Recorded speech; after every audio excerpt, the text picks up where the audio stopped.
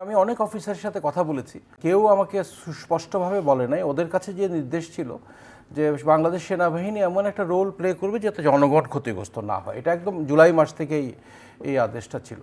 But সবচেয়ে ঐতিহাসিক সিদ্ধান্তটা হয়েছে 3 অগাস্ট, যখন মাননীয় সেনাপ্রধান জেনারেল ওয়াকারুজ্জামান একটা দরবার ডাকেন সেখানে, যেখানে young officer, mid level officer সবাই ছিল।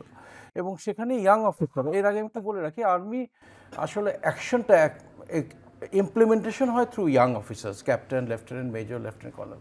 এবং this group of officers are highly patriot, দেশের প্রতি তাদের ভালোবাসা অত্যন্ত আন্তরিক, অত্যন্ত সৎ, জনগণের বন্ধুরা, এবং দে আর অ্যাসেট টু দিস নেশন। সেই দরবারে ইয়াং অফিসারদের পালস বোঝার জন্য সেনাপ্রধান দরবারটা ডাকেন, এবং ইয়াং অফিসাররা খুব স্পষ্টভাবে বলে যে we will not open fire on our people, because আমার সামনে দাঁড়ানো আমার ভাইরা ওখানে, আমার আপন ভাই ওখানে দাঁড়ানো। এবং এই অনুভূতিটা পাওয়ার পরে জেনারেল ওয়াকার দরবারে স্পষ্টভাবে ডিক্লেয়ার করেন যে সেনাবাহিনী এমন কোনো অ্যাকশন নেবে না, জনগণের বিরুদ্ধে দাঁড়াবে না।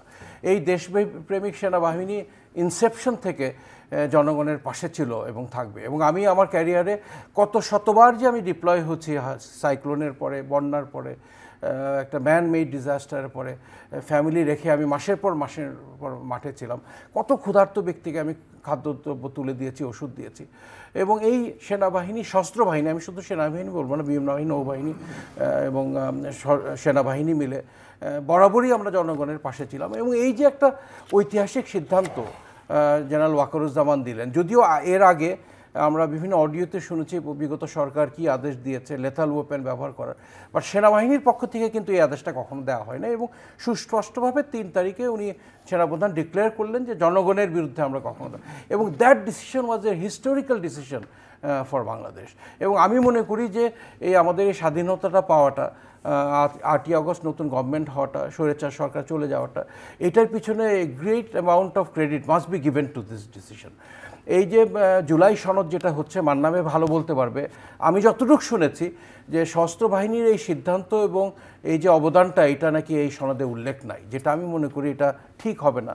বাংলাদেশ সেনাবাহিনী, সশস্ত্র বাহিনীর এই অবদানটা অবশ্যই জুলাই সনদ যদি হয় এখানে অবশ্যই আসতে হবে, because I feel and believe, এবং আমি মনে করি দেশবাসীও বিশ্বাস করে যে এই ব্যাপক পরিবর্তনের পিছনে অবশ্যই সশস্ত্র বাহিনীর একটা রোল ছিল। যদিও নানা দিক থেকে ইউটিউবাররা, অন্যান্যরা বিভিন্নভাবে সশস্ত্র বাহিনীকে ডিফেম করার চেষ্টা করছে, বাট আমি দীর্ঘদিন সেনাবাহিনীতে চাকরি করে আমি এটা বিশ্বাস করি প্রতিটা সদস্য, হ্যাঁ দেয়ার ওয়ার সাম খুব সিনিয়র লেভেলে হয়তো অপরাধের সাথে সম্পৃক্ত ছিল, ওই সরকারের সাথে বেশি ওতপ্রোতভাবে জড়িত ছিল, and they have all been identified, some of them are in the jail, বাকিরা চাকরিচ্যুত হয়েছে। তাদের সশস্ত্র বাহিনী, nothing goes unanswerable, everybody has to be answerable for the actions they have taken. Even recently মাইন্ডস্টোরে যে ঘটনাটা ঘটেছে খুবই দুঃখজনক, আমি 7 দিন ঘুমাতে পারিনি কষ্টে বাচ্চাদের দুঃখ দেখে, but within minutes army air force have rich the location.